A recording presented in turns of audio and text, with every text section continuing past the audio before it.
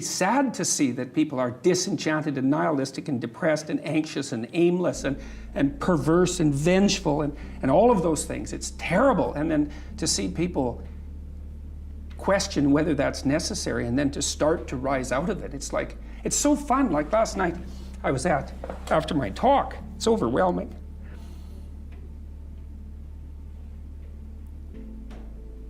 I don't usually think about these things, but I was after my talk last night, and so all these people line up, and you know, they have their 15 seconds with me, and they're kind of tentative. They're excited and tentative when they come up to talk to me, and then they have, you know, 15 seconds of time to tell me something. I'm really listening to them, and they're hesitant about whether or not to share the good news about their life, you know, and I think it's often because when people share good news about their life, people don't necessarily respond positively.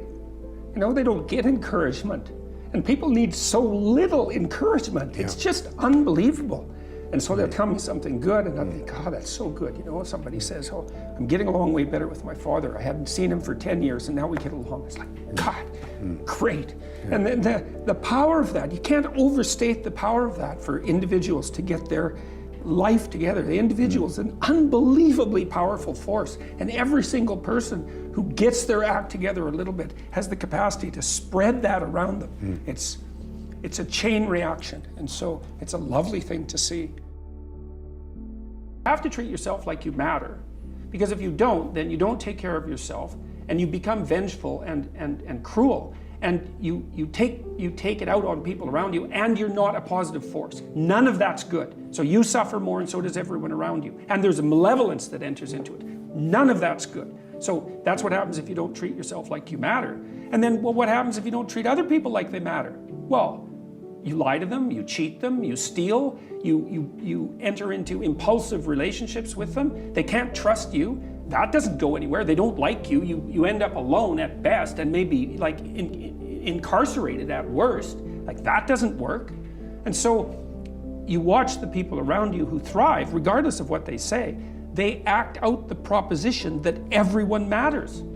And then you have a functional society. And I think, okay, well, if when you act out the proposition that everyone matters, you have a functional society, maybe that's evidence that that proposition is true. It's like, I think it's true. One of the things that's really interesting about the Old Testament is that, and the Jews in the Old Testament, is that they don't take the path of Cain. Every time they're walloped by God, which is like fairly frequently, they say, we must have done something wrong and we have to set ourselves right. And that's an unbelievably heroic attitude, because that's the alternative to cursing fate. It's like you take the responsibility for failure onto yourself, and you think, well, if I just had my act together a little bit more, if I took advantage of every opportunity that was put in front of me, if I wasn't resentful and bitter, then I could have done something that would have tilted the situation in a different direction. And like, that's almost inevitably true. Dostoevsky, I think, said something like, every man is responsible for everything that happens to him and everything that happens to everyone else. And that's, you know, it's a crazy statement, right? It's a crazy statement, and he was a pretty extreme person in many, many ways. But there's a level at which that's metaphysically true, you know, because what happens is that it's failure to act often that's the most catastrophic. You know, I mean, it's to not do the right thing when the situation presents itself, and it's very specific. You know, you're constantly in situations where you could do the right thing if you were willing to take a risk that's actually of relatively moderate size. And you know that you could take the risk, and you know that you should take the risk, and you don't. And that happens to people all the time. And then what happens is the thing that they didn't oppose grows a little bit, and they shrink a little bit. And that starts a loop, hey? Psychologists have been, not all psychologists obviously, but the psychological profession is neck deep in this pathology, has been beating the self-esteem drum for 50 years. Oh no, you're okay, you should feel good about yourself. Like, you're fine the way you are. It's like you think, well, that's a calming message for people. It's like, no, it's not. It's not at all. And I watch my audiences, it's like, it's full of people in the audience who think, I'm suffering a lot more than I think is tenable. A whole bunch of it's my fault. My life is not in the order it should be. I know I'm doing 50 things wrong. It's like, what the hell's wrong with me? What's wrong with the people around me? This is really serious. And some, well-meaning person comes up and says, you're okay just the way you are. It's like, no one wants that message. It's like, no, I'm not okay the way I am. I'm not okay at all the way I am. I know that. And so, when I'm speaking when I'm speaking now, I say to people, well, you're nowhere near what you could be. That's the positive message. It's like, yeah, you're a mess, but you don't have to stay that way. If you're a mess, you know it, obviously. You're suffering away like so much you can barely tolerate it. It's like, that's okay. You could do something about it. So and that's the thing that turns the lights on. It's like, you could do something about it. It's like, there's a line in the New Testament that's relevant to that. Do not cast pearls before swine. And what that means is that if people are not listening to you, stop talking to them. And that is the best piece of advice that I can give you. And what happens is that if you stop talking to people who aren't listening to you and start watching them instead, they will tell you what they're up to. But so if you have things to say, you say them, but you find people that will listen, talk to them. The ones who aren't listening, pull back. Because you're devaluing what you have to say by offering it to an audience that does nothing but reject it. And that's a good guideline to life in general. So, you're harmless, you're not virtuous. You're just harmless. You're like a rabbit. A rabbit isn't virtuous. It just can't do anything except get eaten. It's not virtuous. If you're a monster and you don't act monstrously, then you're virtuous. But you also have to be a monster. Well, you see this all the time. Harry Potter's like that too. It's like he's flawed, he's hurt, he's got evil in him. He can talk to snakes, man. He breaks rules all the time. All the time. He's not obedient at all. But he has a good reason for breaking the rules.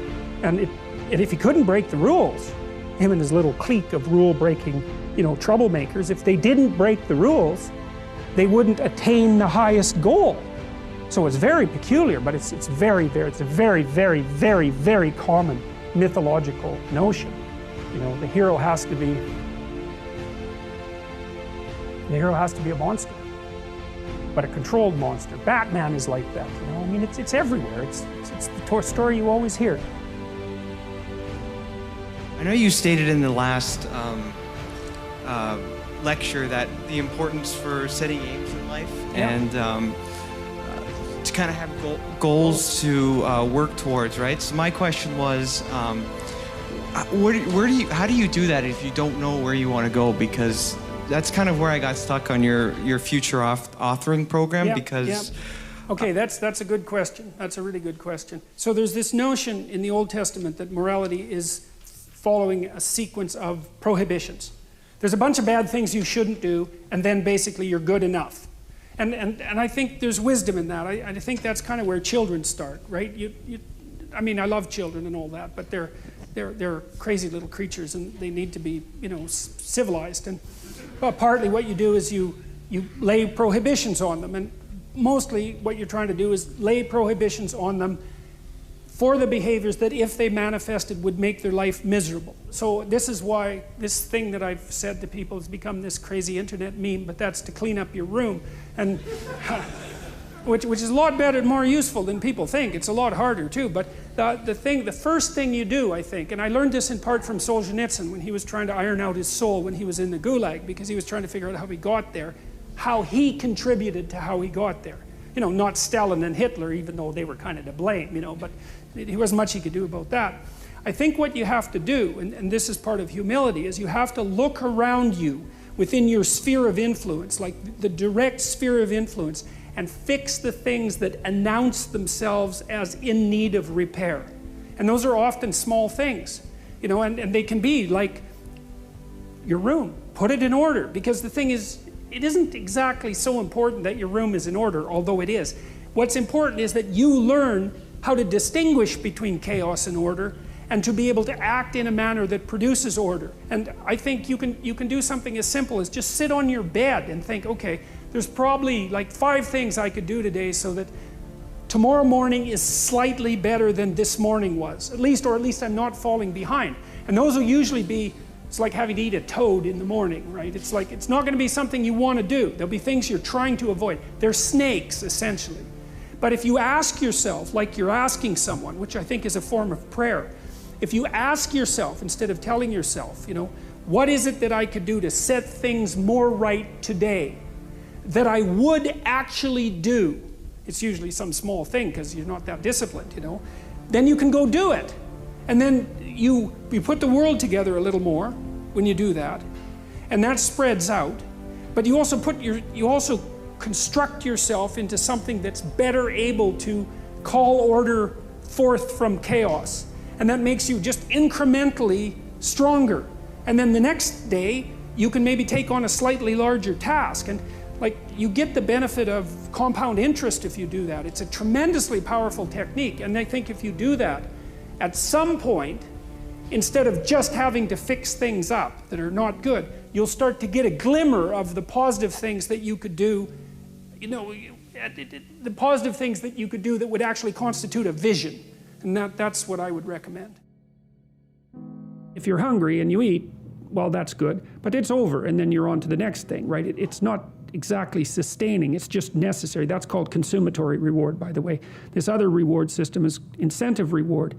And the incentive reward system works on dopamine, this neurochemical dopamine, which is also the neurochemical tracks that opiates and cocaine and amphetamines, the drugs that people really like to abuse, alcohol often for some people, activate. And so you might say if you don't have enough meaning in your life, then you're more prone to addiction. And that's definitely the case, even with rats. If you take a rat and you put him in a cage by himself and he has nothing to do, and then you give him access to cocaine, he'll get addicted to the point where he won't do anything but take cocaine. But if you throw the rat back in with a bunch of other rats and he gets to do rat things, then it's very hard to get him addicted to cocaine. And so the purposeless rat is prone to addiction. Well, it's the same with human beings. Now, here's a corollary to that, which is really cool. So the magnitude of the reward you experience as you're moving towards a goal is proportionate to the importance of the goal. So that means the more important the goal you pick, the more possibility there is for the kind of reward, let's say, it's really a state of being that is life-affirming, and it is directly life-affirming in that, you know, like if you're in a football game and it's an important football game and maybe you break a finger, and you know, normally that's a problem, it hurts, and you're gonna stop doing whatever you're doing. But if you're right in the middle of the game, then you'll be so amped up on this reward system that it's analgesic. It stops the pain. It also suppresses anxiety. So if you have a purpose, then it's analgesic. It takes some of the pain out of life. It's very positive in that it motivates and energizes you and focuses you and makes you able to remember and pay attention. And it quells fear. And so those things are all direct. And so then you might think, well, what's the best possible goal? Well, and that's the purpose, I would say, of religious training and philosophical training. It's like, just what the hell are you doing in the world? You have to treat yourself like you matter. Because if you don't, then you don't take care of yourself, and you become vengeful and cruel, and you take it out on people around you, and you're not a positive force. None of that's good. So you suffer more, and so does everyone around you. And there's a malevolence that enters into it. None of that's good. So that's what happens if you don't treat yourself like you matter.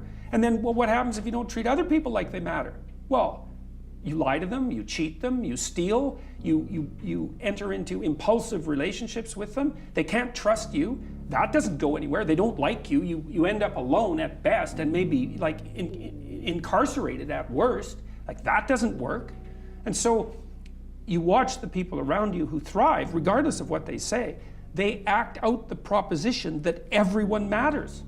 And then you have a functional society. And I think, okay, well, if when you act out the proposition that everyone matters, you have a functional society, maybe that's evidence that that proposition is true. It's like, I think it's true. Make a damn schedule and stick to it. Okay, so what's the rule with the schedule? It's not a bloody prison. That's the first thing that people do wrong. They say, well, I don't like to follow a schedule. Well, it's like, well, what kind of schedule are you setting up? Well, I have to do this, then I have to do this, then I have to do this, you know, and then I just go play video games, because who wants to do all these things that I have to do? It's like, wrong. Set the damn schedule up so that you have the day you want. That's the trick. It's like, okay, I've got tomorrow. If I was going to set it up so it was the best possible day I could have, practically speaking, what would it look like? Well, then you schedule that. And obviously there's a bit of responsibility that's going to go along with that, because if you have any sense, one of the things that you're going to insist upon is that at the end of the day, you're not in worse shape than you were than at the beginning of the day, right? Because that's a stupid day. If you have a bunch of those in a row, you just dig, you dig yourself a hole and then you bury yourself in it. It's like, sorry, that's just not a good strategy. It's a bad strategy. So maybe 20% of your day has to be responsibility and obligation, or maybe it's more than that, depending on how far behind you are. But even that, you can ask yourself, okay, well, I've got these responsibilities. I have to schedule the damn things in. What's the right ratio of responsibility to reward? And you can ask yourself that, just like you'd negotiate with someone who is working for you. It's like, okay, you got to work tomorrow. Okay, so I want you to work tomorrow. And you might say, okay, well, what are you going to do for me that makes it likely that I'll work for you? Well, you could ask yourself that, So maybe you do an hour of responsibility and then you play a video game for 15 minutes. I don't know, whatever turns your crank, man. But, you have to negotiate with yourself and not tyrannize yourself. Like you're negotiating with someone that you care for, that you would like to be productive and have a good life. And that's how you make the schedule. It's like, and then you look at the day and you think, well, if I had that day, that'd be good. Great. And you're useless and horrible, so you'll probably only hit it with about 70% accuracy, but that beats the hell out of 0, right? And if you hit it even with 50% accuracy, another rule is, well, aim for 51% the next week, or 50.5% for God's sake, or because you're going to hit that position where things start to loop back positively and spiral you upward. One of the main reasons that people don't get what they want is because they don't actually figure out what it is. And the probability that you're going to get what would be good for you, let's say, which would even be better than what you want, right? Because, you might be wrong about what you want easily. But maybe you could get what would really be good for you. Well, why don't you? Well, because you don't try. You don't think, okay, here's what I would like if I could have it. And I don't mean in a way that you manipulate the world to force it to deliver you goods for status or something like that. That isn't what I mean. I mean something like, imagine that you were taking care of yourself like you were someone you actually cared for. And then you thought, okay, I'm caring for this person. I would like things to go as well for them as possible. What would their life have to be like in order for that to be the case? Well, people don't do that. They don't sit down and think, all right, let's figure it out. You've got a life. It's hard, obviously. It's like 3 years from now, you can have what you need. You got to be careful about it. You can't have everything. You can have what would be good for you, but you have to figure out what it is, and then you have to aim at it. Well, my experience with people has been is if they figure out what it is that would be good for them, and then they aim at it, then they get it. And it's strange because it's a strange thing. It's not quite that simple because, you may formulate an idea about what would be good for you, and then you take 10 steps towards that and you find out that your formulation was a bit off, and so you have to reformulate your goal. So you're kind of going like this as you move towards the goal. But a huge part of the reason that people fail is because they don't ever set up the criteria for success. And so since success is a very narrow line and very unlikely, the probability that you're going to stumble on it randomly is 0. And so there's a proposition here, and the proposition is, if you actually want something, you can have it. Now the question then would be, well, what do you mean by actually want? And the answer is that you reorient your life in every possible way to make the probability that that will occur as certain as possible. And that's a sacrificial idea, right? It's like, you don't get everything. Obviously. But maybe you can have what you need. And maybe all you have to do to get it is ask. But the asking isn't a whim or today's wish. It's like, you have to be deadly serious about it. You have to think, okay, like I'm taking stock of myself. And if I was going to live properly in the world and I was going to set myself up such that being would justify itself in my estimation, and I don't mean as a harsh judge, exactly what is it that I would aim at? Sit on your bed one day and ask yourself, what remarkably stupid things am I doing on a regular basis to absolutely screw up my life? And if you actually ask that question, but you have to want to know the answer, right? Because that's actually what asking the question means. It doesn't mean just mouthing the words. It means you have to decide that you want to know. You'll figure that's out so fast it'll make your hair curl. Stop doing the things that you know are wrong that you could stop doing. Right? So it's a fairly limited attempt. First of all, we're not going to say that you know what the good is or what the truth is in any ultimate sense. But we will presume that there are things that you're doing that for one reason or another you know are not in your best interests. There's something about them that you just know you should stop. They're kind of self-evident to you. Other things you're going to be doubtful about. You're not going to know which way is up and which way is down. But there are things that you're doing that you know you shouldn't do. Now, some of those you won't stop doing for whatever reason. You don't have the discipline, or maybe there's a secondary payoff, or you don't believe it's necessary, or it's too much of a sacrifice, or you're angry or resentful or afraid. Who knows? So forget about those for now. But there's another subset that you could stop doing. It might be a little thing. Well, that's fine. Stop doing it and see what happens. And what'll happen is your vision will clear a little bit. And then something else will pop up in your field of apprehension that you will also know you should stop doing, and that you could stop doing, because you strengthened yourself a bit by stopping doing the particular stupid thing that you were doing before. That just puts you together a little bit more. And you could do that repeatedly for an indefinite period of time. And you know, that doesn't necessarily mean that you're going to ever be able to formulate a clear and final picture of what constitutes the truth and the good. But it does mean that you'll be able to continually move away from what's untruth and what's bad. And you know, that's not a bad start. The next best predictor of lifetime success is conscientiousness. Well, so, and of the two aspects of conscientiousness, say orderliness and industriousness, the better predictor is industriousness. So the question is, well, what can you do about your industriousness? And the answer to that is, well, that's kind of rough too, because there's a strong genetic component. But you can work on micro habits with regards to your conscientiousness. And I think the best micro habits, this is partly to do with this future authoring program processes, I think the best thing you can do with regards to your conscientiousness is to set up some aims for yourself, goals that you actually value. And the future authoring program helps people do that. And basically, it does a situational analysis of, it helps you do a situational analysis of your life more than a psychological analysis, I would say. And so the questions are something like, well, all right, you're going to have to put some effort into your life. And you need to be motivated to do that.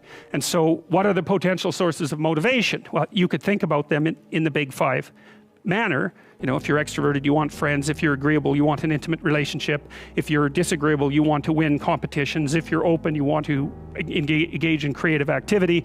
If you're high neuroticism, you want security. Okay, so those are all sources of potential motivation that you could draw on, that you could tailor to your own, you know, your own personality. But then there are dimensions that you want to consider your life across. And so we ask people about, well, you know, if you could have your life the way you wanted it in 3 to 5 years, if you were taking care of yourself properly, you know, what would you want from your friendships? What would you want from your intimate relationship? How would you like to structure your family? What do you want for your career? Well, how are you going to use your time outside of your job? And how are you going to regulate your mental and physical health, and maybe also your drug and alcohol use? Because that's a good place to auger down, you know, because alcoholism, for example, wipes out, you know, 5 to 10% of people. So you want to keep that under control. And then so maybe, you know, you develop a vision of what you would like your life to be, and that associates the goal. Well, once the goal is established, and then you break down the goal into micro processes that you can implement, the micro processes become rewarding in proportion in relation to their causal association with the goal, and that tangles in your incentive reward system. You know, we talked about the dopaminergic incentive reward system, and that's the thing that keeps you moving forward.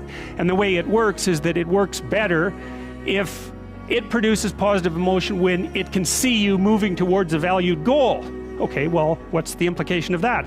Better have a valued goal, because otherwise you can't get any positive motivation working out. And so the more valuable the goal, in principle, the more the micro processes associated with that goal start to take on a positive charge. And so what that means is, well, you get up in the morning and you're excited about the day, you're ready to go. And so as far as I can tell, what you do is you specify your long-term ideal. Maybe you also specify a place you want to stay the hell away from, so that you're terrified to fail as well as excited about succeeding, because that's also useful. You specify your goal. You do that in some sense as a unique individual. You want to specify goals that make you say, oh, if that could happen as a consequence of my efforts, it would clearly be worthwhile. Because the question always is, why do something? Because doing nothing is easy. You just sit there and you don't do anything. That's real easy. The question is, why would you ever do anything? And the answer to that has to be because you've determined by some means that it's worthwhile. And then the next question might be, well, where should you look for worthwhile things? And one would be, well, you could consult your own temperament. And the other would be, well, you kind of look at what it is that people accrue that's valuable across the lifespan. So you do a structural analysis of the subcomponents of human existence, and I already did that. You need a family, you need friends. Like, you don't need to have all these things, but you better have most of them. Family, friends, career, educational goals, plans for, time outside of work, attention to your mental and physical health, etc. That's what life is about. And if you don't have any of those things, well, then all you've got left is misery and suffering. So that's a bad deal for you.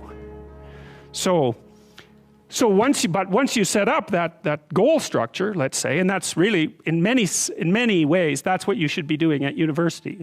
That's exactly what you should be doing, is trying to figure out who it is that you're trying to be, right? And you aim at that, and then you use everything you learn as a means of building that person that you want to be. And I really mean want to be. I don't mean should be, even those things are going to overlap.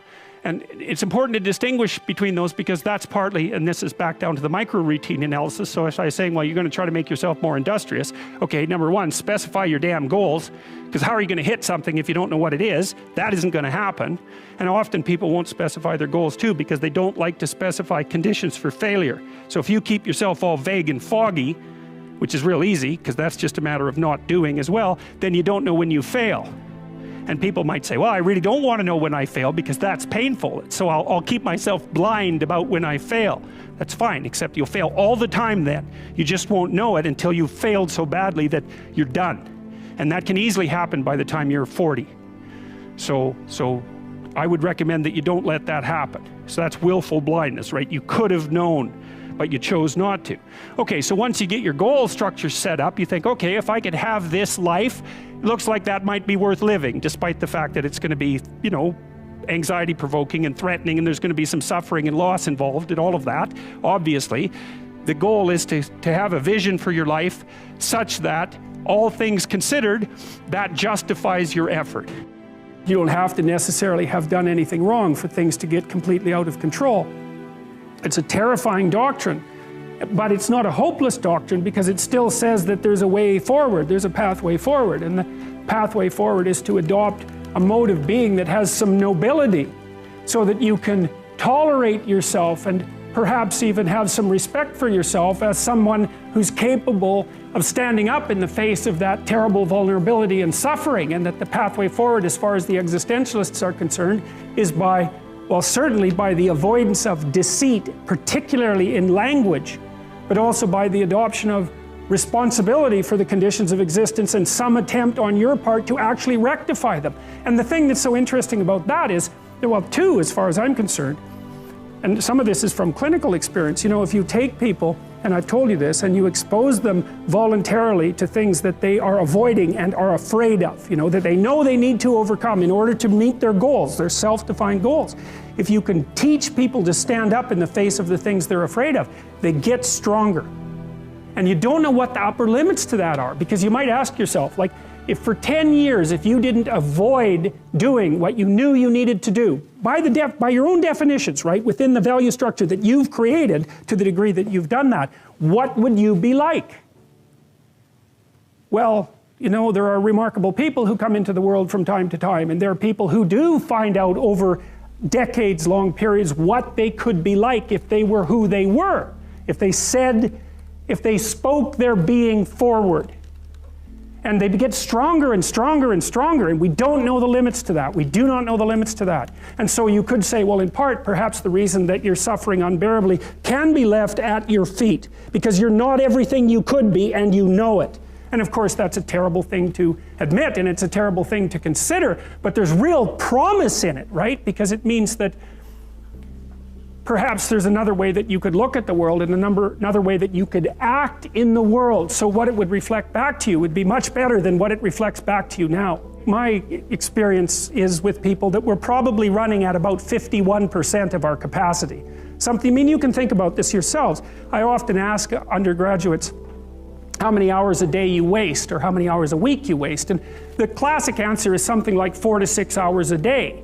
You know, inefficient studying, watching things on YouTube that not only do you not want to watch, that you don't even care about, that make you feel horrible about watching after you're done. That's probably 4 hours right there. You know, you think, well, that's 25 hours a week, it's 100 hours a month, that's 2.5 full work weeks, it's half a year of work weeks per year. And if your time is worth $20 an hour, which is a radical underestimate, it's probably more like 50 if you think about it in terms of deferred wages. If you're wasting 20 hours a week, you're wasting $50,000 a year. And you are doing that right now. And it's because you're young, wasting $50,000 a year is a way bigger catastrophe than it would be for me to waste it, because I'm not going to last nearly as long. And so if your life isn't everything it could be, you could ask yourself, well, what would happen if you just stopped wasting the opportunities that are in front of you? You'd be who knows how much more efficient? 10 times more efficient, 20 times more efficient. That's the Pareto distribution. You have no idea how efficient people get. It's off the charts. Well, and if we all got our act together collectively and stopped making things worse, because that's another thing people do all the time, not only do they not do what they should to make things better, they actively attempt to make things worse because they're spiteful or resentful or arrogant or deceitful or homicidal or genocidal, or all of those things all bundled together in an absolutely pathological package. If people stopped really, really trying just to make things worse, we have no idea how much better they would get just because of that. So there's this weird dynamic that's part of the existential system of ideas between human vulnerability, social judgment, both of which are major causes of suffering, and the failure of individuals to adopt the responsibility that they know they should adopt. It isn't merely that your fate depends on whether or not you get your act together and to what degree you decide that you're going to live out your own genuine being. It isn't only your fate, it's the fate of everyone that you're networked with. And so, you know, you think, well, there's 7 billion people in the world. We're going to peak at about 9 billion, by the way, and then it'll decline rapidly, but 7 billion people in the world, and who are you? You're just one little dust mote among that 7 billion, and so it really doesn't matter what you do or don't do, but that's simply not the case. It's the wrong model, because you're at the center of a network. You're a node in a network. Of course, that's even more true now that we have social media. You'll know 1,000 people, at least over the course of your life, and they'll know 1,000 people each, and that puts you one person away from 1 million, and 2 persons away from 1 billion.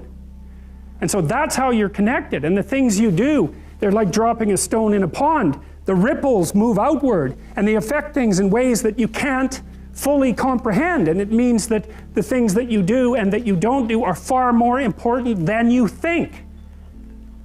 And so if you act that way, of course, the terror of realizing that is that it actually starts to matter what you do, and you might say, well, that's better than living a meaningless existence. It's better for it to matter. But I mean, if you really asked yourself, would you be so sure if you had the choice? I can live with no responsibility whatsoever. The price I pay is that nothing matters. Or I can reverse it and everything matters.